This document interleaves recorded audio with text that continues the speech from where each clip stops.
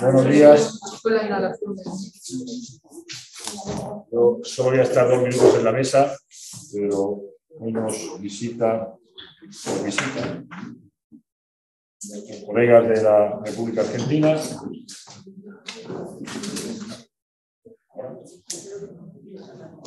Digo que nos visitan nuestros colegas de la República Argentina, concretamente de la Universidad Católica de La Plata, y como es lógico, tenemos la presencia aquí del decano de la Facultad de Derecho y Ciencias Políticas, ¿no? Sí. El doctor Miguel González Andía. Y bueno, simplemente no voy a presentarlo yo, porque creo que lo va a presentar Luis Cruz, pero simplemente darle públicamente, ya lo he hecho privado, la bienvenida a nuestra Universidad de Murcia, a nuestro centro, nuestra Facultad de ISEM. Y tenemos ya un convenio y un proyecto, muchos proyectos en un convenio para desarrollar acciones conjuntas, tanto a ámbitos de grado. En Argentina, yo creo que, manteniendo la tradición que nosotros aquí en España hemos renunciado a ella, siguen llamándose licenciaturas. Y para aproximarnos al resto de la Unión Europea hemos cambiado, y sobre todo los mejores, hemos cambiado por graduados. Y la palabra licenciado es licenciado, no soy graduado. Y la palabra licenciado me parece mucho más expresiva de nuestra tradición académica. Y me alegro muchísimo que en nuestros países hermanos de Sudamérica se siga manteniendo. Efectivamente, la de doctor sí que es como también las anglosajones. Bueno. Y simplemente dar la bienvenida, ya digo, tenemos previsto acciones conjuntas en el ámbito de grado, de intercambio también, y en el ámbito de máster, hacer máster interuniversitarios, que yo creo que van a ser muy interesantes, y por supuesto cualquier tipo de actividad o curso especial que sea útil para las dos universidades. Y sin más, yo voy a ceder la palabra también en la mesa, ya lo verán, porque tenemos también a don Jorge Alfredo Amarillo y a don Gabriel Montes, que a continuación también impartirán sus correspondientes conferencias. Y yo, sin más, me pongo ahí en primera fila, atento a lo que han de contarnos, pues cedo la palabra a don Luis Cruz para que proceda a presentar a la conferencia. Muchas gracias. Muy buenos días a todos y naturalmente las bienvenidas también a nuestros colegas de la Universidad Católica de La Plata de la República de Argentina. Voy a proceder a presentarles curricularmente a nuestros invitados, en primer lugar al decano de la Facultad de Derecho y Ciencias Políticas, don Miguel González Andía, que es doctor en Ciencias Jurídicas y catedrático, además invitado de la Universidad San Pablo CEU de Madrid. Don Jorge Amarillo, maestro y licenciado en Seguridad, especialista en Ciencias Públicas, profesor universitario en Seguridad desde hace 14 años y docente en institutos de formación policial. 20 años de antigüedad en la Fuerza de Seguridad del Estado de la República Argentina. Aún en la actividad ha realizado cursos en la Policía de Miami en investigaciones y homicidio. Y por último, la maestra Muriel Montes, cuyo texto tengo en el teléfono, pero el tamaño me impide ver. Así que les ruego que me disculpen mientras lo hago. Es licenciada en Seguridad, diplomada en Seguridad y Cooperación Policial o Penal Policial Internacional, diplomada en Relaciones Internacionales, diplomada en Práctica Personal Judicial en Seguridad Ciudadana, profesora universitaria naturalmente, y maestro en Inteligencia Estratégica Nacional. Bueno, pues a ellos les damos la bienvenida y empezamos la primera ponencia del día. Muchas gracias a todos. Muchas gracias, señor decano, Luis, Emilio, Alberto, todos los que nos han recibido y nos tratan como nuestra propia casa. Que por otra parte es nuestra propia casa. Ustedes, en mi caso particular, escuchan el apellido y se dan cuenta que hay un González y hay un Andía, es decir, algo que tiene que ver con Zaragoza y otro con el País Vasco. De manera que, como siempre decimos en la Argentina, es verdad que bajamos todos los barcos, siempre tenemos algún ascendiente español, italiano, ruso, polaco, francés, es una realidad. Y en este caso, la alegría de reencontrarnos con nuestra madre patria, con colegas tan queridos que nos han demostrado su afecto, su respeto y su estima, y compartir con ustedes un tramo de esta mañana en el tema que nos convoca. Y este encuentro internacional, como todo encuentro internacional, es sumamente enriquecedor, nos permite intercambiar experiencias, vivencias, somos idiosincrasias muy parecidas, nosotros somos hijos obviamente de la madre patria, y eso implica también que tenemos ciertos usos y costumbres que son similares con las propias características de cada país. Este tema que nos convoca es un tema que nos plantea un gran desafío.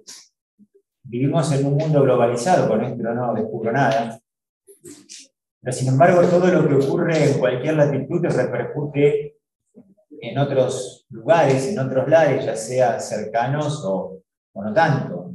Ocurre hoy mismo con lo que está sucediendo en Ucrania, porque nos toca mucho más de cerca que quizás hubiese ocurrido hace 50 o 100 años atrás.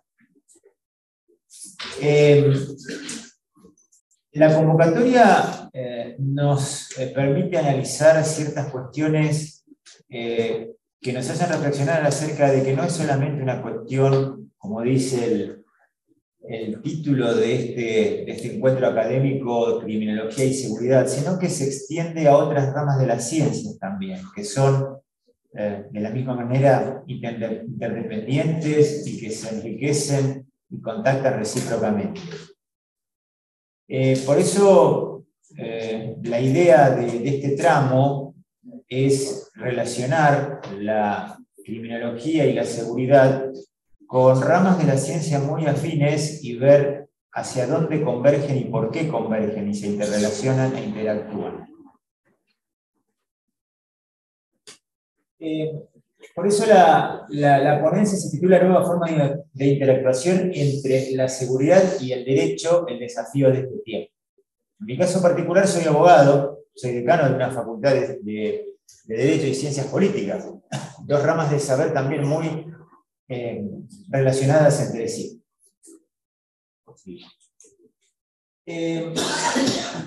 ¿Por qué el encabezamiento de esta primera parte acerca de derechos humanos y seguridad buscando hacia una amplitud conceptual?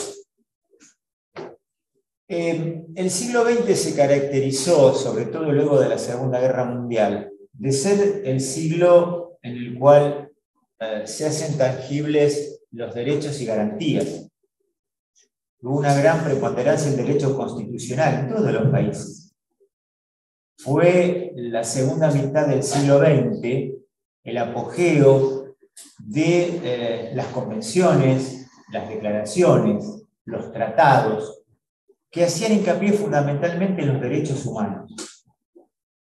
Los derechos humanos entendidos como aquellos derechos que le corresponden a la persona, aunque son propios, están íncitos en la persona por el solo hecho de ser.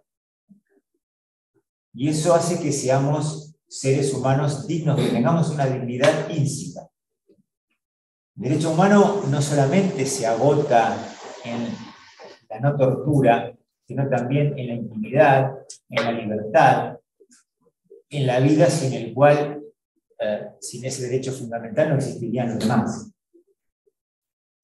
Sin embargo, este apogeo de los derechos humanos no siempre fue de alguna manera canalizado o contemplado puntualmente por los gobiernos o las políticas, aunque luego vamos a profundizar un poco en ello. Y hoy en día, y de alguna manera adelanto parte de la conclusión, entiendo que la seguridad también es un derecho humano.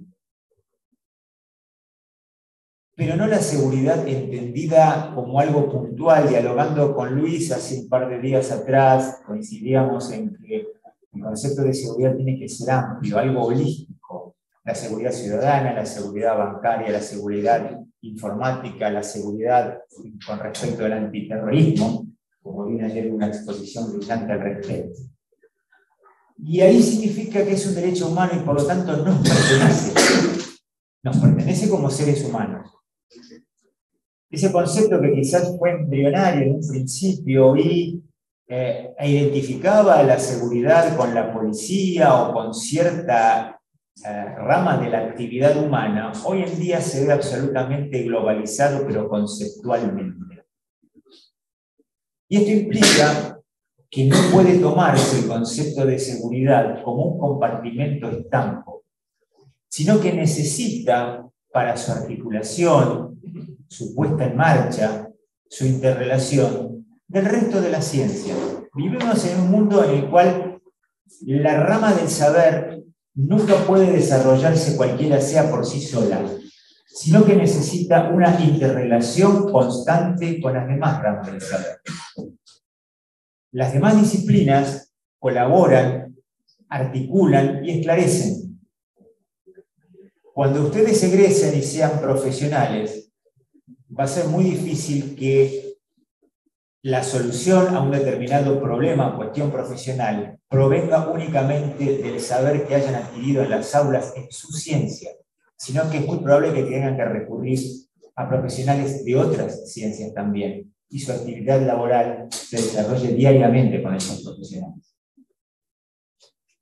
Y dentro de esas ramas de la ciencia es fundamental hablar del derecho y cómo se relaciona con la seguridad. Si ustedes me preguntan, y todos sabemos básicamente cómo puede definirse el derecho, desde ya los antiguos maestros españoles, italianos, franceses o alemanes, sabemos que es un orden normativo que regula la vida en sociedad. Después podemos discurrir acerca del derecho del positivismo, del justnaturalismo, pero básicamente ese es el concepto. Ahora bien, ¿qué puede aportar el derecho a la seguridad, más allá de un marco normativo? Evidentemente que la interrelación es necesaria, pero a su vez muy rica. El derecho no es solamente jurisprudencia, no es solamente un número, un cúmulo de tratados, o de aportes científicos, o las opiniones de los doctrinarios, o simple y llanamente los fallos de los tribunales. El derecho justamente es vida y le pertenece a la sociedad a la cual rige con normas. Fíjense ustedes que una de las críticas que siempre se le hace al derecho es que va más atrás de los usos y de las costumbres y de las necesidades sociales. Y eso es muy sabio, porque una sociedad que no tiene normas que la rijan, que estén actualizadas, es una sociedad que carece de ese derecho que atiende sus necesidades básicas. Les doy un ejemplo. En la década del 70, en la Argentina, sucedieron, quizás ustedes lo sepan, situaciones políticas que pusieron al país en una situación muy difícil, desde el punto de vista de lo que fueron ciertos grupos subversivos, etc. Entonces el Código Penal, ¿qué estableció? Estableció penas muy altas para aquellos que atacaran unidades, regimientos militares. Se intentó dar una solución a una situación que la sociedad vivía. Hoy en día, mantener esas penas sería absurdo porque nadie se le pasaría por la cabeza atacar una unidad militar. En esa época se pensaba, parte de la juventud, que se iba a cambiar el mundo a partir de un fusil, y hoy probablemente la gran mayoría no piense lo mismo. ¿Cuál es la conclusión con respecto a esto? Que una sociedad que no tiene normas que la rijan acordes a la situación se va desnutriendo paulatinamente del derecho. Hace unos años atrás era imposible pensar que iban a haber normas que iban a tratar o abordar la temática de la reproducción asistida. Recuerdo que en el año 88 la primera ley, o una de las primeras leyes que abordó la cuestión, fue la ley basada aquí en España, la Ley 35, el famoso informe Palacio. Y fue una revolución. Quizás hoy hablar de reproducción asistida, maternidad subrogada, etcétera, es muy habitual. Figúrense ustedes hace más de 30 años atrás. Y en ese caso España hizo punta. Fue uno de los países de vanguardia al respecto. Después tenemos Inglaterra, bueno, pero básicamente en el mundo latino, si se quiere, España fue el precursor. ¿Qué relación entonces tenemos hoy en día entre seguridad y derecho? Que el derecho no puede desarrollarse eficientemente, pero la seguridad tampoco sin tener una adecuada interrelación. El derecho como marco normativo, pero también como marco histórico. Entre ambas determinado cuáles son las necesidades del momento a los efectos de establecer normas eficientes, nacionales e internacionales. Como vamos a ver, cada país tiene su legislación, pero también existen normas supranacionales, los tratados, las convenciones, que fijan las pautas con respecto a la seguridad, también implican un compromiso internacional. Y hoy en día es absolutamente impensado tomar un país con una normativa absolutamente aislada, sino que el mundo es absolutamente globalizado. ¿Y qué tiene que ver esto con las políticas de gobierno y las políticas de Estado? Vamos a diferenciar políticas de gobierno y políticas de Estado de una manera muy clara. Política de gobierno es aquella que el gobierno de turno desarrolla. Accede al poder, tiene un programa que responde a una ideología. ¿Qué entendemos por ideología? Una concepción política, social, económica del mundo o del universo. Y ahí empezamos entre el desajuste entre la ideología y la política. Cuando un gobierno sube, cualquier país sube con un programa que está atado a una convicción, a una ideología. Luego se encuentra con la realidad de la política. No toda ideología es viable de realizar políticamente. Lo que yo veo aquí en estos días en España es lo que veo en Argentina todos los días también. La Cámara de Diputados, los legisladores, la oposición, el oficialismo. Muchas veces se accede al gobierno o se está desde la oposición, desde la ideología. Pero cuando uno es gobierno se encuentra con la verdadera política y la real política. Y muchas veces lo que se encuentra en la realidad hace que sea inviable llevar a cabo el programa con el que se comprometió para acceder al gobierno y que fue votado. Yo fui muchos años director legal y técnico de la Cámara de Diputados de la provincia de Buenos Aires, que es la provincia más importante de la Argentina. Esto me da la autoridad para conocer el entramado político. Y lo que ustedes ven en la televisión es lo que realmente muchas veces sucede, y también hay cosas que no se ven y suceden también. Entonces, ¿qué es la política de gobierno?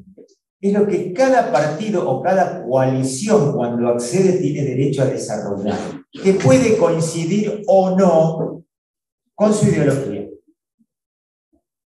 Hoy en día las ideologías puras no existen. Es muy difícil decir yo soy de derecha, yo soy de izquierda. Entonces nos preguntamos, ¿qué es ser de derecha y qué es ser de izquierda?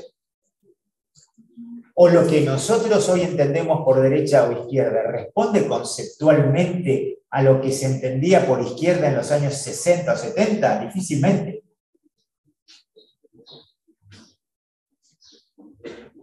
Cada gobierno tiene derecho a llevar su política adelante y dentro de esas políticas se encuentra la seguridad interior y la seguridad exterior.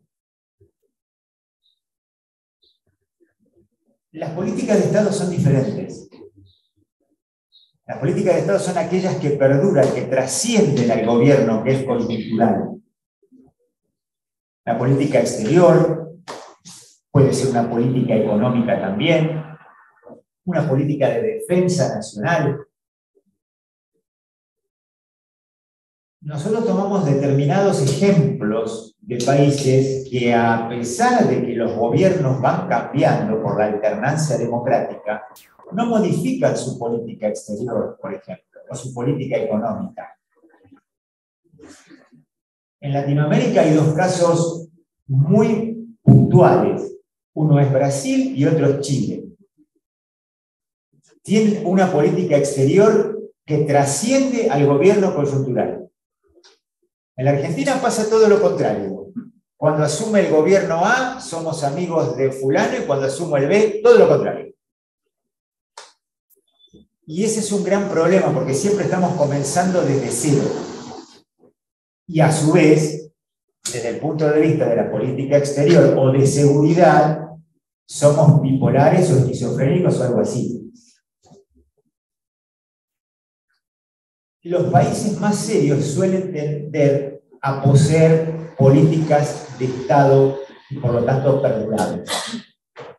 A nivel económico, a nivel de defensa, a nivel de seguridad, en el aspecto de política exterior. La seguridad, entendida como tal, no es ajena a estos avatares políticos. Y por tanto, puede ser desarrollada ya como política gubernamental, ya como política de Estado. Pero no olvidemos la gran diferencia entre ambas.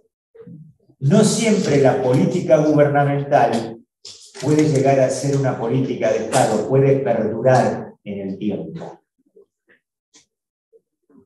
Ustedes me dirán, pero el mundo va cambiando constantemente. Entonces, ¿de qué vale planificar a 10, 20 o 30 años si quizás lo que hoy está ocurriendo en nuestro país o en Europa o en el planeta es radicalmente diferente dentro de 5 años? Sí, es probable, y ahí se ve la plasticidad de los políticos, la inteligencia. El mejor político no es únicamente el que desarrolla su plan de gobierno, sino es el que sabe adaptar ese plan de gobierno a las circunstancias. Y esto es muy importante. Hoy en día los dogmatismos ideológicos son muy difíciles de sostener, porque la misma realidad los arrastra y los destruye. Un gran presidente de los Estados Unidos, que fue John Fitzgerald Kennedy, decía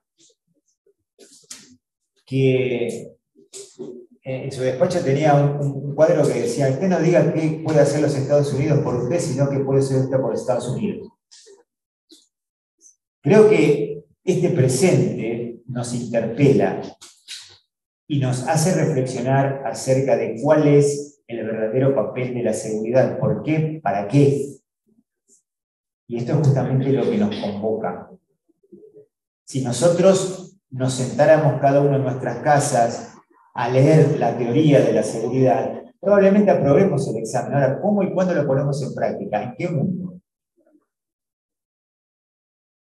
Cuando uno se forma profesionalmente, cualquiera sea la rama de la ciencia, en seguridad, como médico, abogado, odontólogo, una cosa es estudiar la teoría y otra cosa es ponerla en práctica. Había un director técnico de fútbol, que no me acuerdo quién era, pero dijo una frase fantástica, dice: yo a los jugadores les digo cómo tienen que estar, el problema es que después en la cancha se mueven. Y esto es igual. Entonces, no podemos evadir la cuestión de la seguridad, de la política gubernamental, de la política de Estado y del contexto ideológico. Y ahí nos encontramos con un gran problema, que todos los países lo vivimos por igual, en mayor o en menor grado. Aquellos gobiernos que tienen una postura ideológica, si se quiere, más progresista, suelen ser más permisivos. En el caso de la seguridad interna, suelen ver al delincuente como una víctima del sistema. Y por tanto las normas son más garantistas. cuando accede un gobierno más conservador o de derecha, con las reservas que dijimos de la falta de dogmatismo, las normas suelen ser más duras, se protege más a la víctima y no se toma al delincuente como una víctima del sistema, sino como aquel que hay que perseguir y sancionar y, en su caso, reeducar. La alternancia democrática hace que muchas veces se vaya basculando en esas dos direcciones y nunca se alcance el centro justo. Porque cuando las normas son eminentemente sancionatorias, se critica al gobierno de turno, cualquiera sea, que es un gobierno represor. Y cuando la norma es fundamentalmente garantista y se toma al delincuente como víctima del sistema, entonces es un gobierno que tiene normas complacientes y no garantiza la seguridad ciudadana. Fíjense ustedes que en el caso de la seguridad interna, ¿cómo está alineada la ideología con la seguridad? Muchas veces la seguridad depende, o el concepto de seguridad, y más que el concepto, la aplicación de una seguridad interna, depende de la ideología del gobierno de turno. Aquellos que se dedican profesionalmente se ven en un brete, porque intentan cumplir su función profesionalmente, pero resulta que si hay un gobierno más progresista son denostados, como la cara de la represión. El gran problema de las ideologías muchas veces suele ser la búsqueda de su dogmatismo en una época en la cual los dogmatismos no existen. Y muchas veces son llevadas a cabo, adelante, esas ideas, por gente que está más allá de la realidad, sean de derechas o de izquierdas, que son intelectuales en muchos casos, que no tienen contacto con la realidad, son de laboratorios y añoran viejas épocas que ya no volverán. El común del ciudadano, de la ciudadana, necesita otra cuestión, necesita de profesionales que desarrollen su tarea más allá de cualquier política de gobierno. Es imposible desarrollar una tarea profesionalmente sujeta a los vaivenes ideológicos de la alternancia democrática. Con esto no quiero decir, no estoy criticando la democracia. Simplemente les estoy diciendo, la democracia es el mejor sistema, es perfectible, por supuesto. Pero fíjense cómo afecta la temática que hoy estamos desarrollando. Cómo se hace cada vez más difícil desarrollar la actividad profesional sin estar sujeto a estos avatares, a estos vaivenes ideológicos. Se exige eficiencia y profesionalismo, ¿pero en qué marco? Lo que hoy está bien y es aceptable si gobierna fulano, mañana si gobierna mengano no lo va a hacer. Y ante esto, quizás la garantía más importante que existe es la vigencia del Estado de Derecho y el derecho. Claro, ustedes me dirán, pero también lo aplica un juez o una jueza y muchas veces transmiten su sentencia a la ideología. Sí. ¿Por qué? Porque una sentencia judicial no es aséptica. El juez o la jueza, el magistrado o la magistrada que emiten un fallo, vuelcan en ese fallo su historia, sus escrúpulos, sus prejuicios y a veces su ideología. ¿Está bien? No, no está bien, pero no dejan de ser seres humanos. No son máquinas que emiten fallos automáticamente. Para ello hay distintos órganos revisores. Cada país tiene sus órganos revisores de las sentencias de primera instancia. Tanto la seguridad no puede estar al margen de ello tampoco. No es un compartimento estanco, es una actividad humana que se aplica en seres humanos y está sujeta a los avatares sociales, políticos y económicos. Una seguridad interna o una seguridad externa en un contexto económico determinado puede ser muy distinta en otro contexto determinado. Les doy un ejemplo. Cuando se diseña un plan económico, normalmente quienes los diseñan son los técnicos. Pero los técnicos no lo pueden llevar adelante, sino que lo llevan adelante los políticos, que son aquellos que tienen, o deberían tener, la sensibilidad suficiente para saber hasta dónde es el plan económico y hasta dónde se modifica. Lo mismo ocurre con la seguridad externa e interna, con las normas del Código Penal o con los tratados internacionales, con lo que alguna vez intentaron en la década del 2000 los ministros de seguridad en México o aquí en Lisboa. Son normas internacionales y supranacionales, pero se nutren de las normas nacionales. Una Europa unificada en el criterio de seguridad es tan difícil quizás como una América unificada en el sentido de la seguridad. No todos los gobiernos piensan de la misma manera. Si a veces dentro de un determinado gobierno no se piensa de la misma manera, imagínense internacionalmente. Sin embargo, es la única herramienta que puede llegar a garantizar, en los casos de política exterior, una convivencia civilizada. Intereses comunes, objetivos comunes y sobre todo sentido común, que es el más difícil de obtener, el menos común de los sentidos. Estamos en un mundo profundamente globalizado, pero profundamente ideologizado también.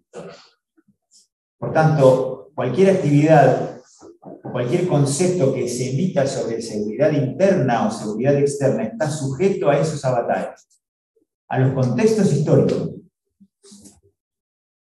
Muchas veces cuando analizamos por qué accede Hitler al poder, no podemos creer que haya sucedido.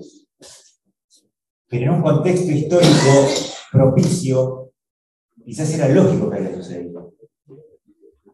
Hay un libro formidable que se los recomiendo, que se llama El miedo a la libertad, de Erich Fromm, donde explica un poco el proceso de la Alemania de luego de la Primera Guerra Mundial. Y el pueblo alemán tenía tanta libertad, estaba acostumbrado a gobiernos tan fuertes que no sabía a quién entregárselas, la terminó entregando a Hitler. Hoy en día, casi 100 años después, parece increíble, pero sucedió. Como quizás dentro de 100 años digan, ¿cómo pudo haber ocurrido el enfrentamiento entre Rusia y Ucrania? Pero sucede. Muchas veces los errores que cometemos los seres humanos es analizar la cuestión con los ojos de hoy. Nos estamos equivocando. Cuando nosotros estudiamos historia antigua, historia moderna, o historia del Renacimiento, o contemporánea, muchas veces solemos juzgar con nuestros ojos actuales, con nuestro contexto actual, con la prevalencia y el apogeo de las redes. Pero tengamos en cuenta que era una humanidad distinta, aún la de hace 50 años atrás. Es apasionante la relación de la seguridad con la política, con la ideología y con el derecho.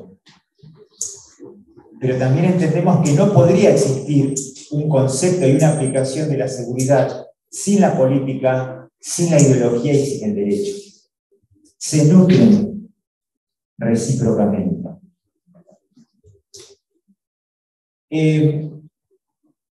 Siempre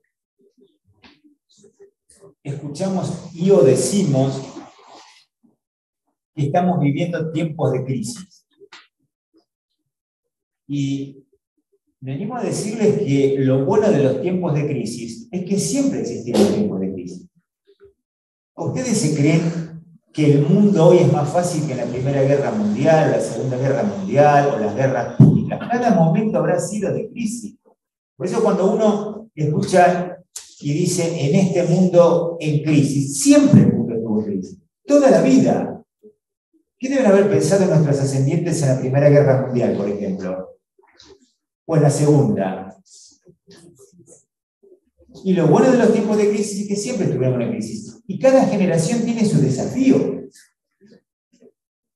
La generación de la Segunda Guerra Mundial habrá tenido su desafío, la de la Primera Guerra Mundial su desafío, y cada generación cree que el suyo es el más importante y el más difícil. Esto que hoy nos toca vivir a nosotros probablemente no sea ni más ni menos difícil que las generaciones que nos precedieron. Son los mismos desafíos, distintos por el contexto y la iniciación histórica. Creo que alegar constantemente que vivimos tiempos de crisis es la excusa de los mediocres. Nos escudamos detrás diciendo, y esto es muy difícil. Es como cuando tenemos hijos y protestamos porque no nos dejan dormir, o se pelean. Bueno, nosotros fuimos exactamente iguales. Y nuestros padres deben haber pensado exactamente lo mismo de nosotros. Y el mundo sigue andando. Este es el desafío que se nos presenta hoy a nosotros. Distinto de los que nos precedieron y seguramente distinto de los que luego vendrán. Pero siempre todos los desafíos nos ponen a prueba. Ponen a prueba nuestra inteligencia, nuestra resiliencia, nuestra capacidad de improvisación, nuestra inteligencia. Quizás dentro de 30 o 40 años veremos cómo se ha resuelto la crisis de Rusia y Ucrania, o si no se resolvió. Lo mismo ocurre con todas las ramas de la ciencia, y entre ellas lo que es el derecho y su relación con la seguridad. Ustedes se están formando en un contexto hoy, y quizás el día que tengan que aplicar los conocimientos que hoy en día están adquiriendo, sea un mundo distinto, y ahí van a tener que echar mano no solamente de sus conocimientos, sino de su capacidad de adaptación. Es lo que siempre hablamos de la diferencia entre teoría y práctica. ¿Cuántos estudiantes son brillantes en la universidad y luego profesionalmente dejan mucho que desear? ¿Y cuántos de esos estudiantes que eran, bueno, medianamente o eran mediocres, luego son grandes profesionales? Ahí está la gran diferencia. Obviamente que aquellos que se forman de una manera más rigurosa tienen más oportunidad de ser un mejor profesional, por supuesto. Y es loable que así sea. En muchas de las ciencias hay definiciones y en otras hay preguntas. Generalmente en las ciencias humanísticas lo que prevalecen son las preguntas y muchas de ellas no tienen respuesta. Las ciencias duras nos permiten sumar, 2 más 2 son 4. No sucede en las ciencias humanas o en las ciencias donde normalmente uno trabaja con seres humanos, no expedientes, seres humanos. Por eso, la gran pregunta que debemos hacernos luego de estas reflexiones que comparto o compartimos entre todos, es algo que figura quizás en la última parte de la plana. La globalización normativa nacional e internacional. Quo vadis? ¿A dónde vamos? ¿A dónde vamos? Como dicen los latines, quo vadis? Quo vadis domini? Creo que es una de las preguntas más difíciles de resolver. Pero quizás lo importante es que este encuentro académico nos permita comenzar a pensarlo y a reflexionarlo. Y si ustedes luego de este encuentro académico, de estos días de jornada, se van con más preguntas que certezas, también es muy bueno porque los interpela. Nos obliga a producir contenidos, pensamiento, que puedo aportar yo desde mi lugar. ¿A dónde vamos? Hace 10 años atrás hubiéramos dicho que íbamos a un mundo globalizado que iba a convivir con los preceptos legales, morales y de seguridad emanados de los documentos posteriores a la Segunda Guerra Mundial. Hoy, eso se hizo utilizar. Cuando vemos las imágenes de Ucrania, nos parece ver la Segunda Guerra Mundial, que ocurrió hace más de 80 años. ¿Eso es aplicable al resto de la ciencia, o en este caso es aplicable al derecho y a la seguridad, o a la interrelación entre ambos? Probablemente sí y probablemente no. Vamos a tener que esperar la evolución de los acontecimientos, pero seguramente el mundo ya no será el mismo. Pensábamos que teníamos la seguridad exterior comprada o garantizada luego de la Segunda Guerra Mundial y voló por los aires. Y lo que está ocurriendo en Ucrania puede ocurrir en cualquier lugar, en cualquier país del mundo. Algo que ya creíamos superado. ¿Nos estamos preparando para eso profesionalmente? Probablemente tampoco no. Porque nadie podía prever que esto podía ocurrir. ¿Qué respuestas tiene el derecho? Ustedes vieron que prácticamente ninguna. El derecho internacional ha sido absolutamente pisoteado como hace 80 y pico años atrás. ¿Los conceptos de seguridad interior y exterior se van a modificar? Por supuesto que sí. Va a haber que reformular y rediseñar políticas de gobierno y de Estado. Estamos ante un quiebre histórico. Y hay algo maravilloso. Ustedes van a ser los protagonistas y los hacedores en ese quiebre. Se van a encontrar con que mucho de lo que va a suceder de ahora en adelante no está escrito, no está comprobado, y ustedes mismos son los que lo van a tener que comprobar y que escribir. Es un momento bisagra de la historia y ustedes van a ser protagonistas. Ya no lo que ustedes leen en el libro o han leído en los tratados. Ustedes mismos van a hacer los libros y los tratados. Y eso es lo maravilloso que tiene esta situación. Que por supuesto que produce un quiebre nefasto en la historia de la humanidad. Durante muchos años se pensó que la paz, que la seguridad interna y externa ya estaba ganada. Que solamente había una cuestión evolutiva y había que perfeccionar ciertas técnicas ante el ciberdelito o terroristas. Por supuesto que es verdad, y sigue siendo así.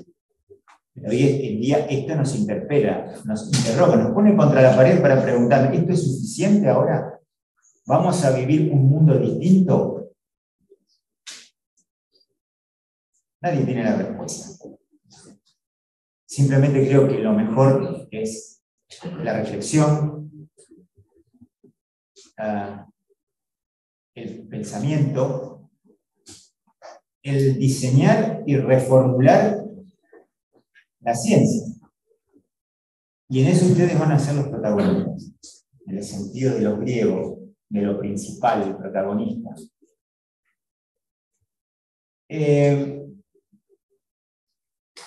Los tiempos cambian. Había una canción de Bob Dylan que decía los tiempos están cambiando. Siempre los tiempos están cambiando. Nosotros los que tenemos más años vivimos épocas muy turbulentas. Y ahora no van a ser la excepción. La preparación que ustedes tienen y van adquiriendo a lo largo de los estudios va a ser fundamental.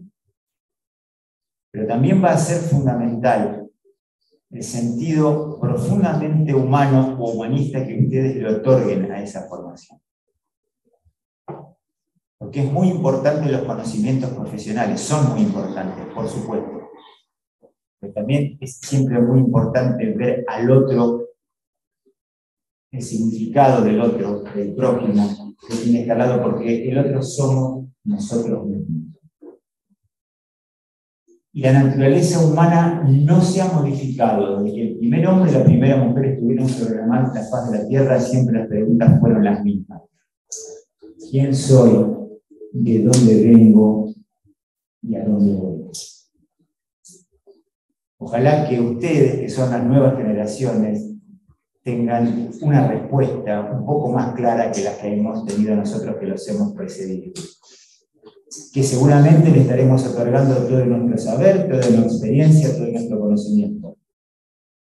Pero ustedes tienen la maravillosa tarea, en este momento, de cambiar el mundo literalmente, no teóricamente, sino literalmente. Nada de lo que está ocurriendo estaba escrito. Escriban ustedes. Quedo a disposición por cualquier pregunta, por cualquier inquietud, por algo que quisieran aportar con mucho gusto. no quiero quitarle tiempo a mis colegas y he tratado sumariamente, renovando el agradecimiento a las autoridades, de hacer una ligera síntesis entre la relación entre seguridad, derecho, política y, si se quiere, sociología. Así que bueno, estoy a disposición por cualquier pregunta y ustedes dirán. Y si no me preguntan nada, quiere decir que estuve brillante. Así que también están perdonados.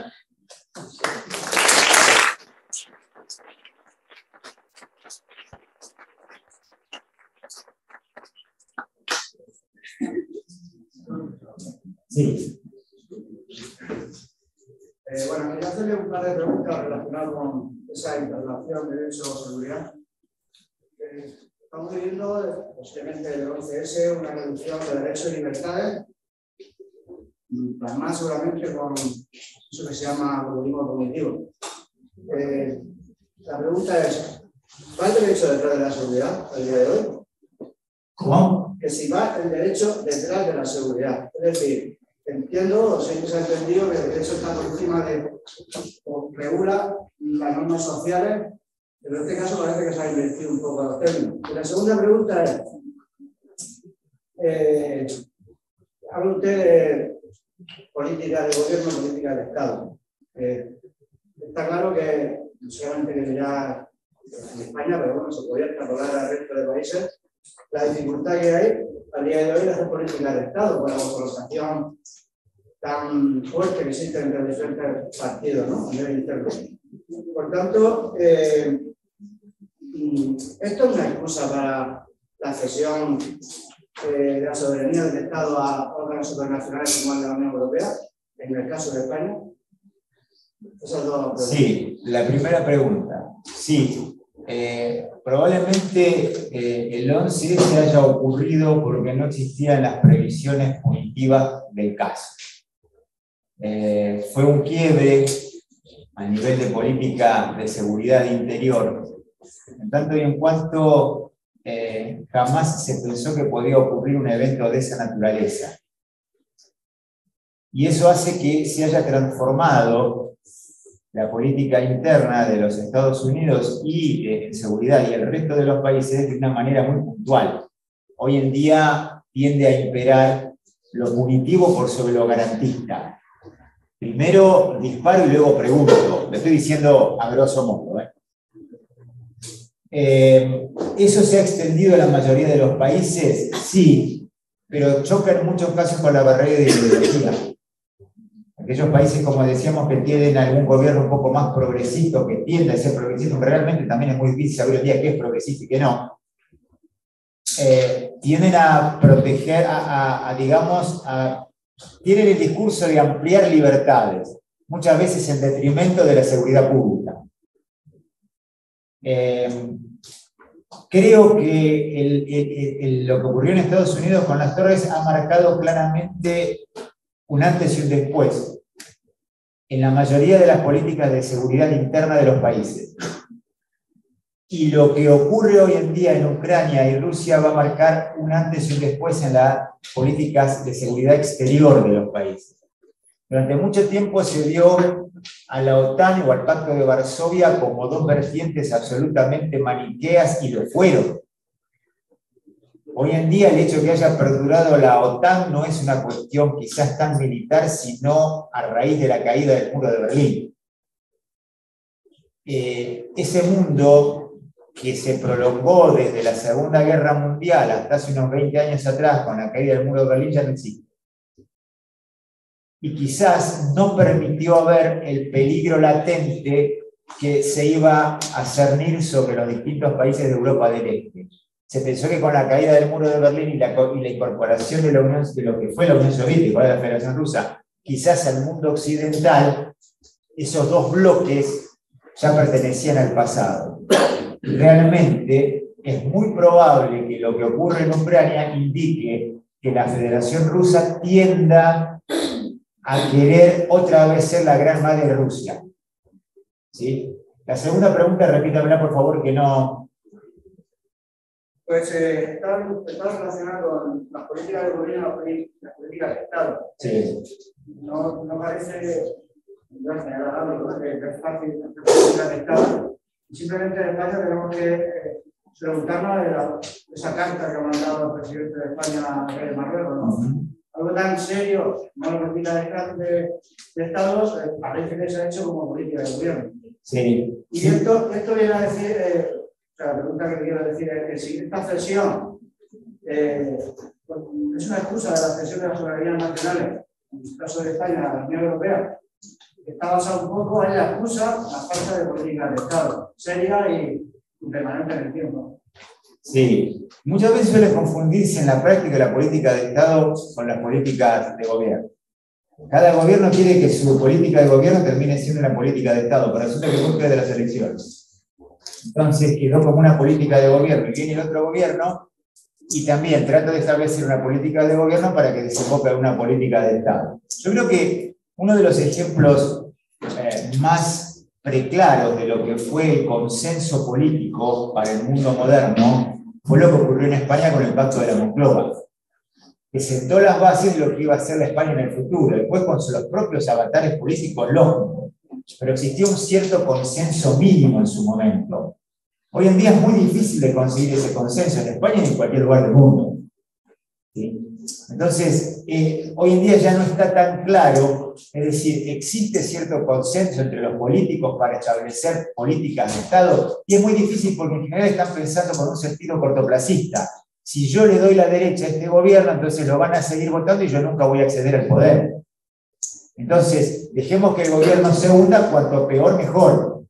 Entonces accederemos nosotros, y cuando el oficialismo pasa a ser oposición, es exactamente el mismo juego. Por eso hoy en día es cada vez más difícil hablar de políticas de Estado. Otro ejemplo que yo puedo dar de políticas de Estado, que no corresponde a la Argentina, yo hablé de Chile, es el tema de Chile y su política económica. Durante mucho tiempo Chile, a partir de un gobierno no democrático, estableció una política económica que luego fue respetada a rajatabla y de seguridad también por los sucesivos gobiernos democráticos que vinieron. Hasta ahora, después veremos qué pasa.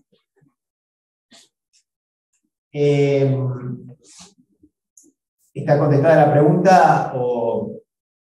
Sí, yo simplemente a matizarle el tema de que a nivel social parece que tiene que venir papá Europa para imponer una norma, ¿no? No sé, parece como triste, ¿no? Que un país no sea capaz de autoregularse y posteriormente ceda o consense normas, ¿no? No al revés, sino que estamos dando la capacidad de regularnos todo prácticamente toda Europa, perdiendo esto que siempre se hace tan clave, ¿no? Del absolutismo, ¿no? El Estado como base de la soberanía nacional, ¿no? Sí, usted dijo algo muy importante en la anterior intervención y no lo quiero dejar pasar porque creo que es muy significativo, el tema de los nacionalismos. El tema de los nacionalismos es muy tangible en Europa, sobre todo en los países que formaron parte de la ex Unión Soviética, y eso da lugar a una serie de conflictos. No olvidemos lo que ocurrió en Chechenia, por ejemplo, las regiones autónomas que buscan su reconocimiento. En el siglo XX, la Primera Guerra Mundial tuvo su origen en el nacionalismo de los Balcanes, si ustedes recuerdan. Bueno, ahora existe un nacionalismo muy exacerbado en los países que fueron parte de la ex Unión Soviética. Y de hecho, tomamos el caso de Ucrania, que está defendiendo su soberanía y no quiere volver a ser parte de la ex Unión Soviética. Pero también existen ciertos países que son colaboracionistas, como el caso de Bielorrusia. Entonces, el nacionalismo también está muy marcado por la política. No todo el nacionalismo es de extrema derecha o de extrema izquierda. Son sentimientos que superan las ideologías, que tienen que ver con la patria o nación, tomando patria como tierra de los padres, de los antecesores. Todo nacionalismo exacerbado es muy peligroso. ¿Alguien quiere hacer? Sí. Si me permite, agradecer, iba a decir conferencia, ¿no? Es una lección, la idea de Epíteto y su manual de vida, pues es una lección de vida porque nos ha enseñado de una forma evidente que es docente, de una forma muy clara, nos ha expuesto la situación y de la sociedad actual y de nuestro papel, y sobre todo, que comparto todo lo que ha dicho. crisis, siempre estamos en crisis. Siempre tenemos oportunidades de cambiar. Y digo, hombre, yo creo que es el lugar propicio para hablar, porque ha conectado, ha aludido al tema de Hitler, nunca podíamos haber metido. Y yo creo que tiene cierta relación también con el tema actual de la invasión de Ucrania, que por supuesto no comparto. Pero esto me recuerda, porque estamos aquí en Cartagena, a lo que se llama en técnica política la paz cartaginesa. Cuando al enemigo se le gana, en este caso de la Unión Soviética no se le ganó en una batalla, pero se le gana y se rompe el equilibrio y se le gana humillándolo brutalmente, como pasó en la Primera Guerra Mundial, pues al final vino la Segunda. Y aquí ha pasado lo que sí, se ha aprovechado las circunstancias los tíos, por supuesto, de este mundo.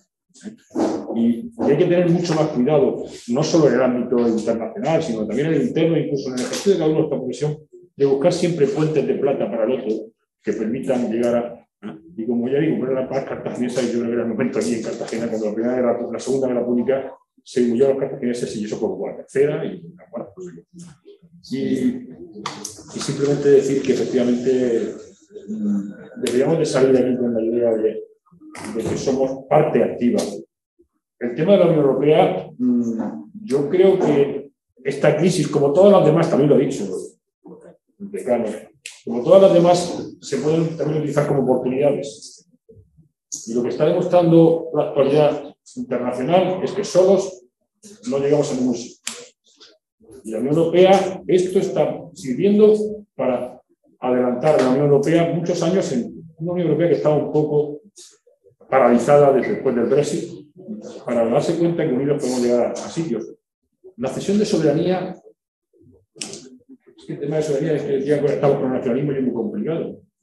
Si es voluntaria y partícipe, yo creo que no hay ningún problema. Sí. Muchas gracias.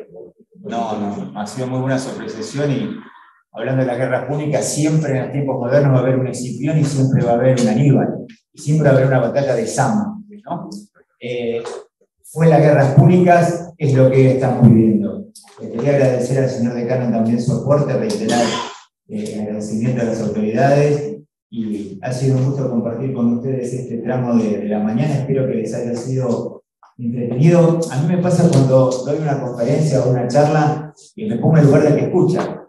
Muchas veces los directores de cine dicen, yo soy director de cine, pero antes que nada fui espectador.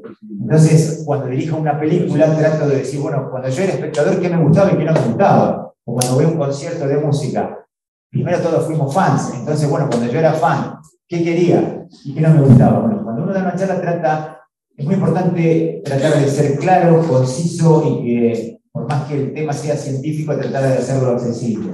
Porque como siempre decimos, antes nosotros estuvimos allí. Entonces muchas veces nos tocaban esas profesores que eran magníficos, catedráticos de primer nivel, pero tirábamos el reloj a cada rato porque la verdad que no entendíamos nada y hablaban con tono monocorde y por más que sus teorías fueran brillantes no nos llegaban. Por eso si en algún punto les sirvió de interés, ha sido muy bienvenido. Muchísimas gracias.